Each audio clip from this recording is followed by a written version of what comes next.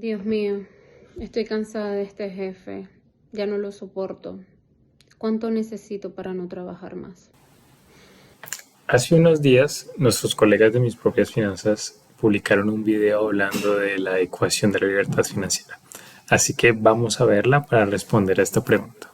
Esta ecuación nos dice que si tomamos todos nuestros gastos anuales y los dividimos por una tasa de rentabilidad efectiva anual esperada, podremos calcular el patrimonio necesario para alcanzar nuestra libertad financiera.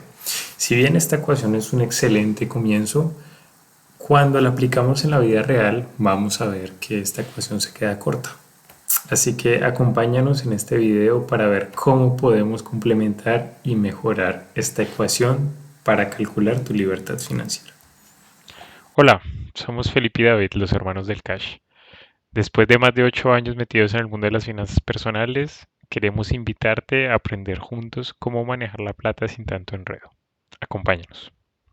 El video original nos explica en su fórmula que hay tres variables: los gastos anuales, la rentabilidad y el patrimonio que necesitas.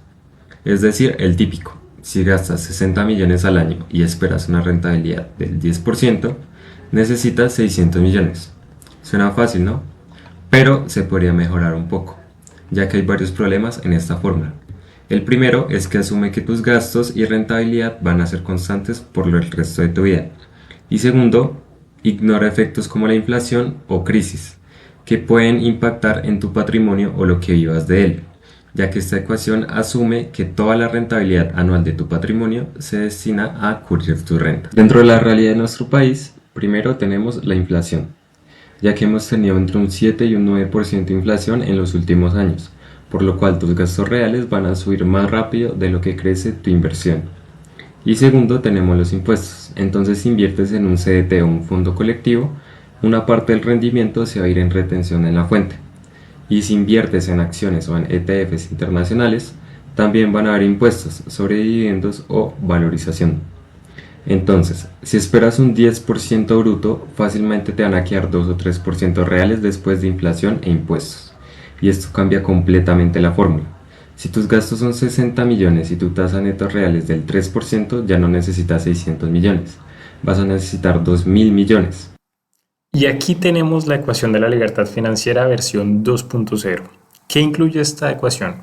Tenemos todavía nuestros gastos anuales, que ya no vamos a dividir por una rentabilidad esperada, sino por lo que vamos a llamar una tasa segura de retiro anual. Esta división nos va a dar el total del patrimonio de libertad financiera. ¿Y qué quiere decir todo esto de tasa de retiro anual y de patrimonio de libertad financiera? Hagamos el ejercicio de imaginarnos un cultivo, una planta, un palo de mangos, como tenemos aquí en la ilustración.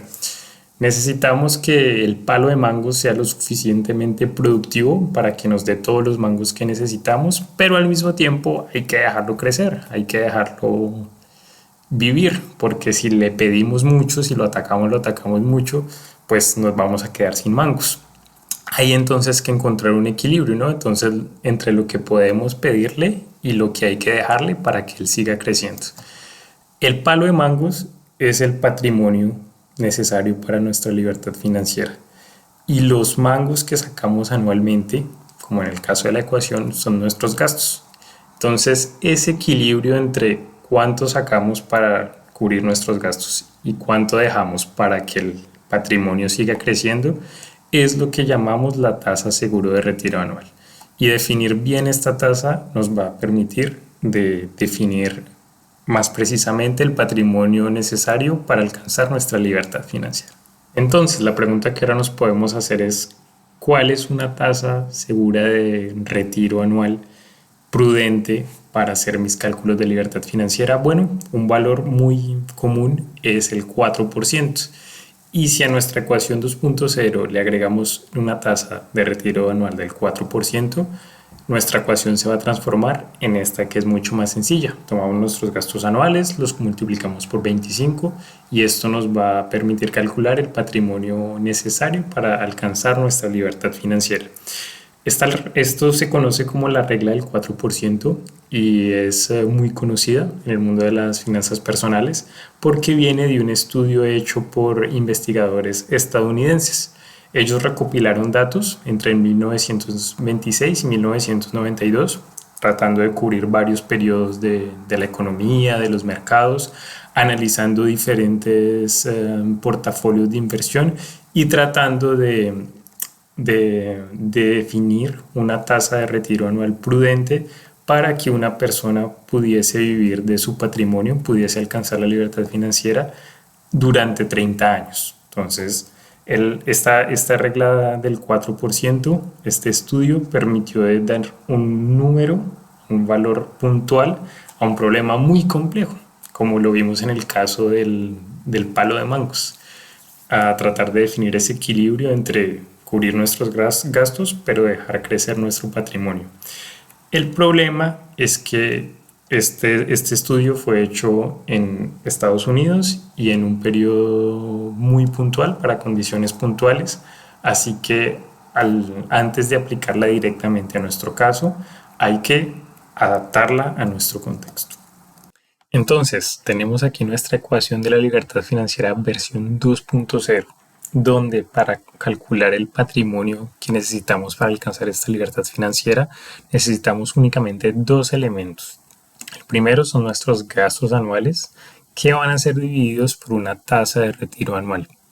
Ya vimos en este video que cuando esta tasa la igualamos a la rentabilidad total esperada sobre nuestro patrimonio en cuestión, este es un escenario muy optimista, porque como lo explicó Pipe, no toma en cuenta cosas como la inflación, como los impuestos, que pueden impactar de manera negativa el patrimonio y nuestra libertad financiera si nos basamos en este modelo. Por otra parte, si utilizamos, por ejemplo, la regla del 4% del estudio estadounidense que vimos, esto ya nos permite aterrizar esta ecuación más a la realidad, ya teniendo en cuenta las variaciones del mercado, impuestos y demás. Pero también, como lo vimos, este estudio fue realizado en Estados Unidos, aplicable de pronto para sitios como Europa, pero no para el caso de Colombia, donde tenemos una inflación más alta y también otras situaciones que nos alejan la realidad del estudio del 4%, por lo cual aquí sería más conservador y de pronto más cercano a la realidad usar una tasa del retiro anual menor del 4%, si nuestra rentabilidad del portafolio esperada es obviamente superior a esta tasa. Y esto nos permitiría tener un cálculo del patrimonio requerido para alcanzar la libertad financiera, que va a ser mucho más cercano a la realidad que vivimos en nuestro país. Ya que aprendiste sobre nuestra nueva versión de la ecuación de la libertad financiera, dale like, suscríbete y comparte este video, ya que aquí te enseñamos a manejar la plata en Colombia como se debe, con los pies en la tierra y la mente en el futuro. Y también recuerda que la inversión no es una carrera, sino aprender a que el dinero trabaje a tu ritmo.